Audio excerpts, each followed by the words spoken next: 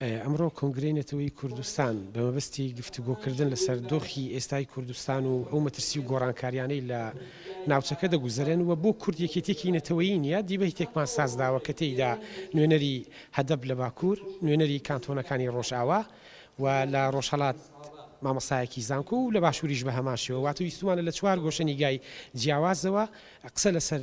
دۆخی ئێستای کوردستان بکەین و گفتوگۆ بکردرێت کە کورد بۆ لە بەرامبەر ئەم گۆڕانکاریانەدا تا ئێستا یەکێکی نەتەوەیی نییە و چی بکەین بۆ ئەوەی ئەو وەرەقە نیشتیمانیە یا ئەو گوتاریە نەتەوەیەمان هەبێ کە پێمان وایە دۆخی ئێستا دەخوازیە زیاتر گفتوگۆ لەسەر ئەو تەوەرەیە بکرێت بەو پێی گۆڕانکاریەکان نزیک بوونەوە و پێدەچێت کوردستان لانی کەم مەڵبەند و شوێنی ئەوە بێت کە زۆربەی گۆڕانکاریەکان بیگرێتەوە.